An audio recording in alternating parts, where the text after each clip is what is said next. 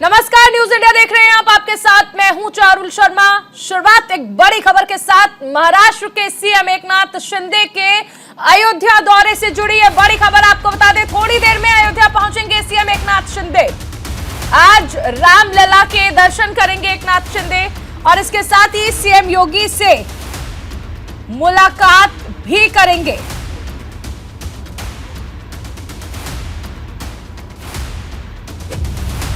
बड़ी खबर, महाराष्ट्र के मुख्यमंत्री एकनाथ शिंदे अयोध्या दौरे पर हैं और यहां पर वो रामलला के दर्शन करेंगे।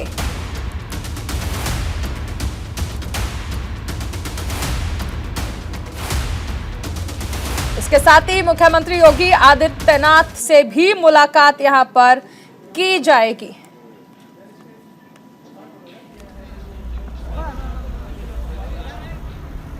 ये तैयारियां देखिए की गई हैं। अयोध्या की ये तस्वीरें आप देख सकते हैं। मुख्यमंत्री एकनाथ शिंदे पहुंच रहे हैं।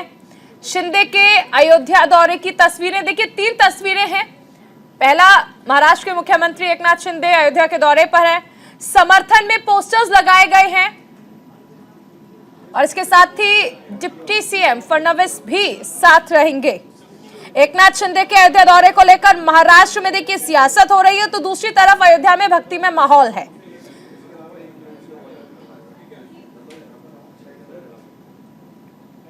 महाराष्ट्र के मुख्यमंत्री एकनाथ शिंदे अयोध्या के दौरे पर हैं। उनके साथ सांसद और विधायक भी मौजूद हैं। शिंदे अयोध्या में रामलला के दर्शन के साथ सरयू नदी के तट पर आरती में भी शामिल होंगे। लेकर आज महाराष्ट्र के मुख्यमंत्री एकनाथ शिंदे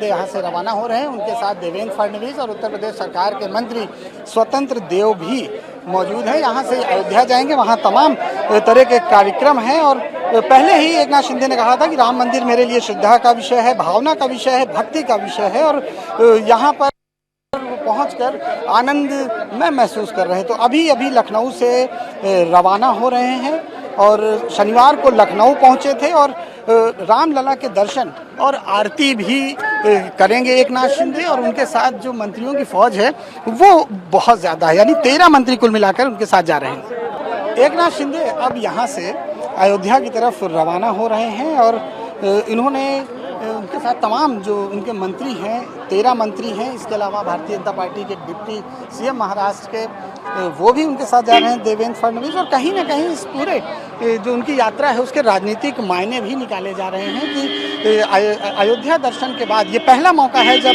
एज ए मुख्यमंत्री वो अयोध्या की ओर जा रहे हैं। हालांकि 3 बार वो पहले भी जा चुके हैं, लेकिन ये पहली बार है जब वो एज ए मुख्यमंत्री अयोध्या अपने दौरे पे जा रहे हैं। वहाँ दर्शन करेंगे और साथ ही साथ सरयू नदी के किनारे अब जो उनका चुनाव चिन्ह है धनुष बाण, उसकी भी पूजा करेंगे। कैमरामैन सुंदरम के साथ नीरज मिश्रा, न्यूज इंडिया, लखनऊ।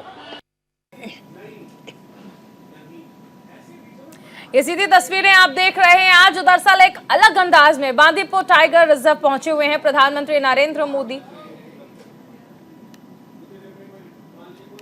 कर्नाटक के दौरे पर हैं देखिए प्रधानमंत्री, और यहां पर आपने देखा था कि किस तरह से एक अलग अंदाज में पीएम मोदी को आपने देखा था।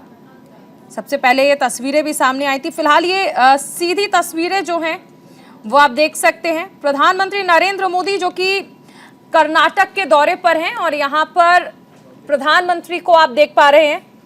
सीधी तस्वीरें जो हैं वो कर्नाटक से हैं। आपका अपना चैनल न्यूज इंडिया आपको दिखा रहा है कि सीधी तस्वीरें प्रधानमंत्री नरेंद्र मोदी पहुंचे हैं कर्नाटक में विधानसभा चुनाव भी होने हैं और उस लिहाज से देखिए काफी अहम हो जाती हैं ये तस्वीरें। और प्रधानमंत्री नरेंद्र मोदी का ये दौरा भी काफी अहम है क्योंकि विधानसभा चुनाव की घोषणा होने के बाद पहली बार प्रधानमंत्री कर्नाटक पहुंचे हैं और यहाँ पर कई सारे कार्यक्रम हैं जिनमें प्रधानमंत्री शरीक होंगे। हालांकि शाम को प्रधानमंत्री वापस दिल्ली लौट जाएंगे।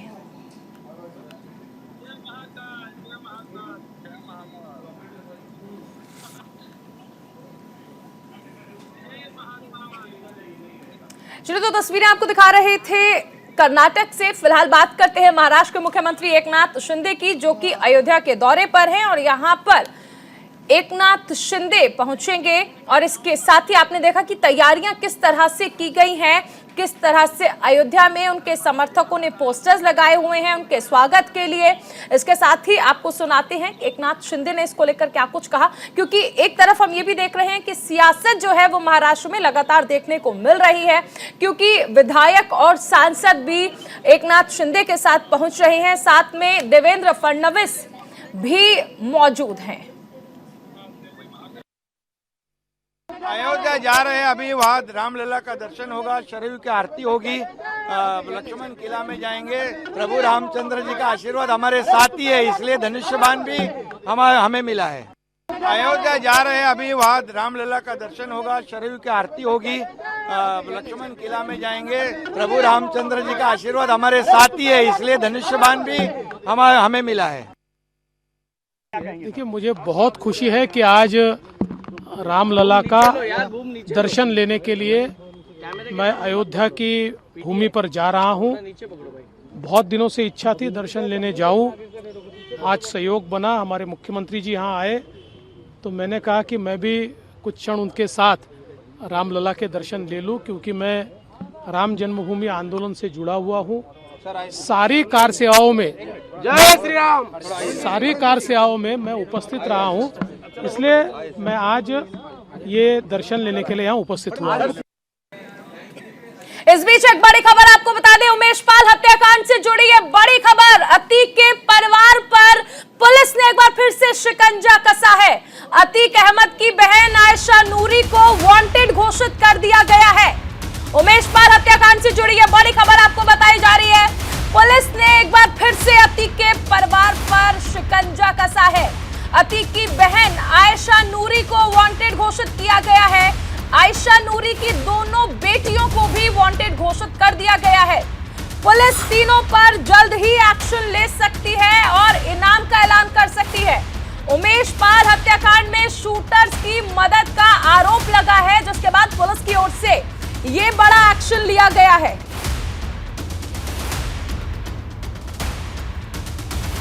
उमेश पाल हत्याकांड से जुड़ी है बड़ी खबर आपको बताई जा रही है।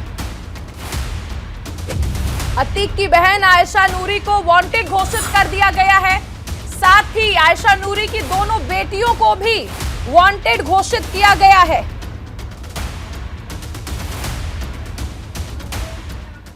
हमारे साथ सहयोगी दिनेश सिंह जुड़ गए हैं। दिनेश, एक और बार पुलिस ने शिकंजा कसा है अतीक अहमद के परिवार पर। बिल्कुल, देखिए, अतीक अहमद की जो बहन है, जो मेरठ में रह रही हैं, आयशा नूरी, और उनकी दो बच्चियां हैं, दो उनकी बेटियां हैं, उनको पुलिस ने अब इस पूरे मामले में शामिल किया है और उनको वांटेड घोषित कर दिया गया है। पुलिस का ये भी कहना है कि इस मामले में अब इन तीनों लोगों के खिलाफ इनाम भी जारी किया जाएगा। मैं आपको बता दूं कि इन तीनों लोगों पर यह आरोप है कि गुड्डू मुस्लिम, जो कि उमेश पाल हत्याकांड का शूटर और आरोपी भी है, उनको इन लोगों ने मदद दी थी और इनका एक वीडियो भी वायरल हुआ था मेरठ का, जिसमें गुड्डू मुस्लिम इनके घर में जाकर रुका था। उसी को आधार बनाकर पुलिस ने इन पर आगे कार्रवाई शुरू कर दी। जी, ये भी समझना चाहेंगे दिनेश, आगे की कार्रवाई जो है वो किस तरह से जारी रहने वाली है, क्योंकि हम ये भी देख रहे हैं कि लगातार पुलिस की ओर से शिकंजा कसा जा रहा है। पहले बहन, फिर बहन की बेटियां। इससे पहले हमने ये भी देखा था कि मेरठ से किस तरह से एक और एक्शन लिया गया था, वहां पर भी गिरफ्तारी हुई थी और इन सभी पर आरोप यह है कि शूटर्स की मदद की गई थी। बिल्कुल, देखिए, इन पर सीधा आरोप है। वीडियो भी वायरल हुआ था जिसमें गुड्डू मुस्लिम, जो इस मामले का शूटर है, उसको इन लोगों ने अपने घर में पनाह दी थी। और इसके अलावा पुलिस ने 5 और लोगों को जो गिरफ्तारी की थी यहाँ पर चकिया स्थित प्रयागराज के अतीक अहमद के पुराने ऑफिस से, उन लोगों की निशानदेही पर भी कई और गिरफ्तारियां हो सकती हैं, जो कि वो लगातार पुलिस जो कस्टडी रिमांड में जो चीजें बता रहे हैं उनसे नए नए खुलासे हो रहे हैं और उसके चलते अतीक और उसके परिवार के लोगों पर आगे आने वाले समय में शिकंजा कसेगा और कार्रवाइयां होगी। दिनेश, ये भी समझना चाहेंगे क्योंकि इस मामले में लगातार एक्शन जो है वो होता जा रहा है। बरेली जेल में मुलाकात को लेकर भी खबरें आई थी, जिसके बाद एक्शन लिया गया था। मोहम्मद अजहर के नाम से अशरफ से मुलाकात करवा दी गई थी किसी और व्यक्ति की। ये तमाम खबरें भी सामने आ रही हैं। तो क्या ये जो शिकंजा कसा जा रहा है पुलिस की ओर से, ये सिर्फ प्रयागराज में है या फिर आगे भी, यानी पूरे जिले में इसको लेकर अलर्ट जारी किया गया? क्या जानकारी है? देखिए, प्रयागराज में नहीं, पूरे उत्तर प्रदेश में है। उत्तर प्रदेश में जहां जहां भी अशरफ और अतीक अहमद से जुड़े लोग हैं, और या फिर बरेली जेल हो या फिर साबरमती जेल हो, वहां जो लोग भी मिलने गए थे उन सभी पर कार्रवाई की जा रही है। और पुलिस का कहना है कि जिन लोगों ने भी इस पूरे मामले में आरोपियों को पनाह दी है, मदद की है, उन सब के खिलाफ कार्रवाई होगी, सख्त कार्रवाई होगी। दिनेश, ये भी समझना चाहेंगे कि देखिए, एक तरफ हम ये भी देख रहे हैं कि आरोपियों पर शिकंजा कसा जा रहा है, दूसरी तरफ हम ये भी देख रहे थे कि एक्शन जो है वो धीरे धीरे चल रहा है। पहले अतीक अहमद, फिर अशरफ के बारे में हमने आपसे जानकारी ली कि बरेली जेल में किस तरह 8 लोगों ने उससे मुलाकात की। इसके साथ ही शाइस्ता परवीन को लेकर क्या अपडेट है, कहाँ है वो, उन्हें किस तरह से ढूंढा जा रहा है पुलिस की ओर से? देखिए, शाइस्ता परवीन फरार हैं और इस समय पुलिस ने उनके ऊपर पहले 25,000 का इनाम रखा था और बढ़ा करके अब 50,000 का इनाम कर दिया है। इसके अलावा पुलिस का ये भी कहना है कि अतीक अहमद की बहन आयशा नूरी और उनकी जो 2 बेटियां, जिसमें से एक बेटी वो है जिसके साथ असद की आगे निकाह भी होने वाला था, एंगेजमेंट हो चुकी थी, इन तीनों के ऊपर भी पुलिस आगे कार्रवाई करेगी, उन पर इनाम घोषित करेगी। तो इस तरीके से और इसी से जुड़ी एक और बड़ी खबर आपको बता दें, अतीक की पत्नी और बेटे पर एक और मुकदमा दर्ज किया गया है। अतीक की पत्नी शाइस्ता और बेटे पर एक और मुकदमा दर्ज किया गया है। बड़ी खबर आपको बताई जा रही है, अतीक की पत्नी शाइस्ता और बेटे पर एक और मुकदमा दर्ज किया गया है। अतीक की पत्नी, बेटे अली और साबिर पर एक और मुकदमा दर्ज किया गया है। थाना भूमनगंज में पुलिस कस्टडी रिमांड पर लिए गए अभियुक्त राकेश उर्फ नाकेश, जिसने शाइस्ता परवीन द्वारा दिए गए बैग को छुपाया था, इस मामले में एक और मुकदमा दर्ज किया गया है। दिनेश, बड़ी खबर, अतीक की पत्नी और बेटे पर एक और मुकदमा दर्ज किया गया है, क्या जानकारी है? देखिए, अतीक अहमद की पत्नी शाइस्ता परवीन और उसके बेटे अली के ऊपर धूमनगंज थाने में एक और मुकदमा दर्ज किया गया है। इस मामले में राकेश, जो कि अतीक अहमद परिवार का बताया जाता है कि बावर्ची भी था और बहुत लंबे समय से जुड़ा हुआ था, उसको आधार मानकर, चूंकि उसे लगा वो कस्टडी रिमांड में है पुलिस की, उससे पुलिस लगातार पूछ कर रही है, उसी को आधार बनाकर ये मुकदमा दर्ज किया गया है, जिसमें कूट रचित जो दस्तावेज तैयार किए गए और जो फर्जी आधार कार्ड बनाए गए, उन्हीं को आधार बनाकर ये मुकदमा दर्ज किया गया है, जिसकी विवेचना की जा रही है। चलिए, बहुत शुक्रिया दिनेश इस तमाम जानकारी के लिए। एक और बड़ी खबर आपको बता दें, कोरोना संक्रमण के नए आंकड़ों ने चिंता बढ़ा दी है। 24 घंटे में 5,357 नए मामले दर्ज किए गए हैं। केरल में कोरोना के 1801 नए मामले आए हैं। इसके साथ ही फिर से पहले जैसे हालात बनने लगे हैं। कोरोना संक्रमण के नए आंकड़ों ने चिंता बढ़ा दी है। कोरोना के मामले लगातार बढ़ रहे हैं और इसने चिंताएं बढ़ा दी हैं। केरल में कोरोना के 1801 मामले सामने आए हैं।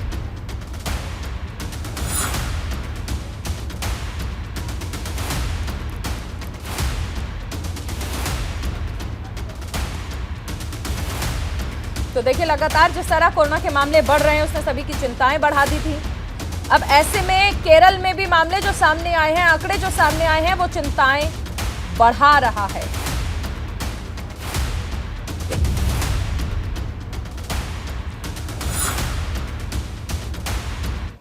चलिए, सीधी तस्वीरें महाराष्ट्र के मुख्यमंत्री एकनाथ शिंदे अयोध्या पहुंच चुके हैं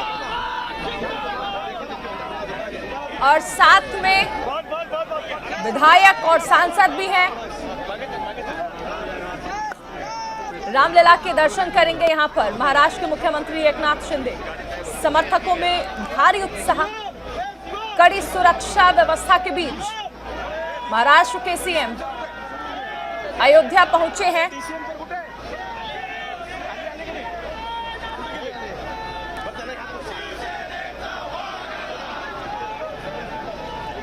साथ में मुख्यमंत्री योगी आदित्यनाथ से मिलने का कार्यक्रम भी है।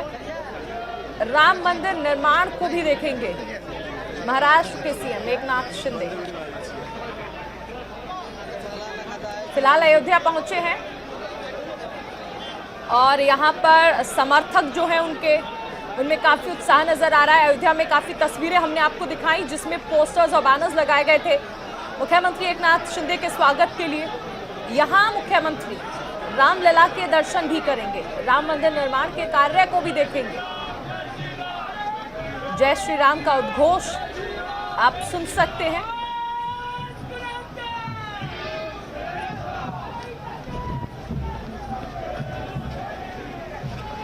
महाराष्ट्र के मुख्यमंत्री एकनाथ शिंदे।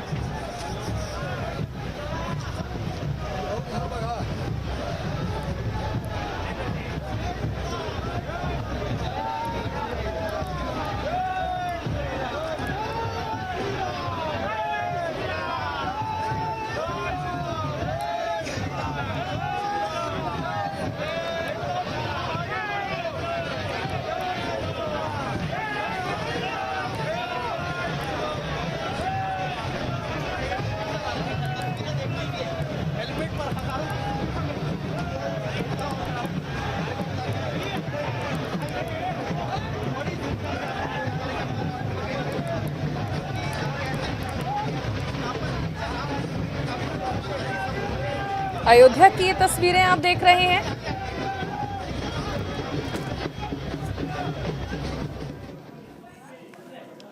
और अभी सीधा लिए चलते हैं आपको जयपुर, जहां पर सचिन पायलट प्रेस कॉन्फ्रेंस कर रहे हैं। सरकार की विश्वसनीयता पर रहा, वो वसुंधरा जी की सरकार में हुए भ्रष्टाचार पर था। हम लोगों ने लगातार एक जिम्मेदार विपक्ष की भूमिका निभाई और जो भ्रष्टाचार के प्रकरण सामने आए उसको हमने उजागर किया, जनता तक लेकर गए। और मुझे लगा कि हमारी बात को कांग्रेस के कार्यकर्ताओं की, हम नेताओं की जो आवाज़ थी, जो बात थी, जो तथ्य थे, जो प्रमाण थे, उनको जनता ने स्वीकार किया। यही कारण था कि 5 साल की सरकार के बाद जब चुनाव हुए तो जनता ने हमारे बातों पर विश्वास किया और 163 से वो 70-71 पर आके रुक गए थे। इस पूरे कार्यकाल में जो आरोप लगे वसुंधरा जी की सरकार पर, वो आरोप हम सब लोगों ने मिलकर लगाए, कांग्रेस पार्टी के नेताओं ने, मैंने अध्यक्ष के नाते और तमाम सभी नेताओं ने। और हमने ये जनता से वादा किया था कि भाजपा के और वसुंधरा जी के कार्यकाल में जो करप्शन के इश्यूज सामने आए हैं उसका हम प्रभावशाली तरीके से, निष्पक्ष तरीके से जांच करवाएंगे और दोषियों को सजा देंगे। मैंने कभी भी प्रतिशोध की भावना के साथ या द्वेषपूर्ण भावना के साथ कार्रवाई करने पर ना कभी मैं पहले सहमत था, ना आज सहमत हूँ। लेकिन ये बात भी सच है कि विपक्ष में रहते हुए हमारी जो विश्वसनीयता थी वो तभी कायम रह सकती है जब हम अपनी बात पर खरा उतरें। इसको लेकर मैं बहुत चिंतित था और आज से लगभग सवा साल पहले मैंने मुख्यमंत्री अशोक गहलोत जी को चिट्ठी लिखी। उनको मैंने कहा, वो चिट्ठी मेरे साथ है, मेरे सामने है, मैंने बड़े विस्तार से पूरे घटनाक्रम का विवरण उसमें रखा और मैंने कहा कि हमारी सरकार को बने अब लगभग 3.5 साल हो गए। उस समय अब समय आ गया कि हम लोग अपने वादों पर खरा उतरें। जो आरोप हमने लगाए थे, गहलोत जी ने लगाए, मैंने लगाए, भूमाफिया के, शराब माफिया के, खनन माफिया के, 9TP को लेकर, ललित मोदी को लेकर, खान माफिया को लेकर, खान का बड़ा घोटाला हुआ था, वो सारे पब्लिक डोमेन में हैं। मैंने उनसे आग्रह किया था कि 1.5 साल बचा है चुनाव में और हम लोगों को, कांग्रेस जनों को ये दिखाना पड़ेगा कि हमारी कथनी और करनी में फ़र्क नहीं है।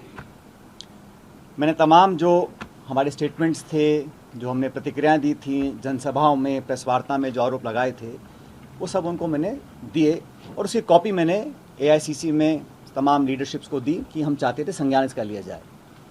ये पहली चिट्ठी मैंने लिखी थी 28 मार्च 2022 को। उसका मुझे जवाब नहीं मिला, तो फिर मैंने 2 नवंबर 2022 को एक और चिट्ठी लिखी। उसमें उनको बड़ा विनम्रता से आग्रह किया कि मैंने आपको पहले लिखा था, ये प्रकरण हुए, ये आरोप आपने लगाए, मैंने लगाए, पूरी कांग्रेस पार्टी ने लगाए और जनता ने हमारी बातों को विश्वास किया।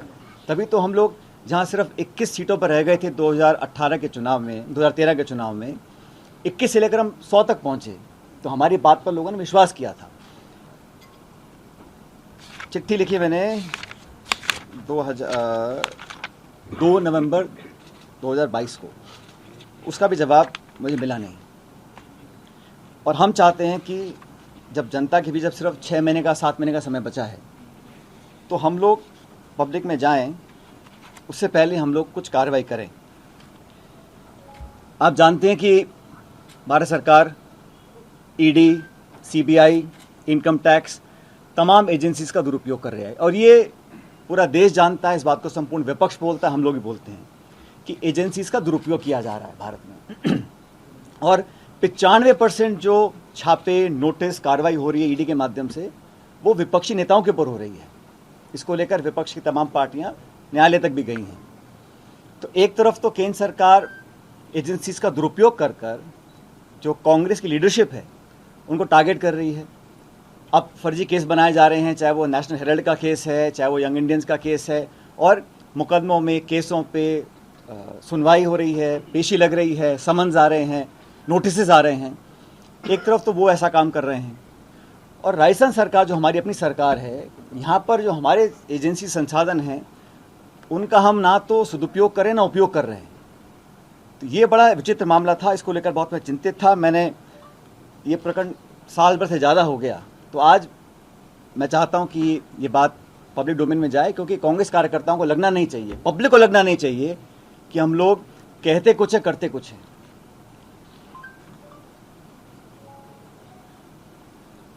हमारे विरोधी इस भ्रम को फैलाने की भी कोशिश कर सकते हैं कि कहीं कोई मिलीभगत तो नहीं है, क्योंकि कांग्रेस के पिछले कार्यकाल में भी जब हमने 22,000 करोड़ का घोटाले का आरोप लगाया था, उस समय कांग्रेस सरकार ने भी एक माथुर आयोग का गठन किया था। लेकिन न्यायालय ने कहा कि जो गठन हुआ है आयोग का, वो प्रॉपर तरीके से नहीं किया गया, उसमें कोई लीगल कमियां रह गई थी और उसको खारिज कर दिया। तो ये भ्रम भी फैलाया जा सकता है विरोधियों के माध्यम से। हमारे विरोधी बोल सकते हैं कि भाई ये तो मिलीभगत यहाँ पर हो रही है। और वसुंधरा जी का कार्यकाल हम सब ने पब्लिकली कहा कि राजस्थान सरकार का सबसे भ्रष्ट कार्यकाल था, और तमाम प्रकरण सामने आए, उसकी लिस्ट मैं आप लोगों को अभी देता हूँ। तो इस धारणा को तोड़ना, प्रभावी तरीके से तोड़ना कि कहीं ऊपरी मिलीभगत तो नहीं थी, बहुत ज़रूरी हो गया, क्योंकि चुनाव में अब सिर्फ 6-7 महीने का समय रह गया है।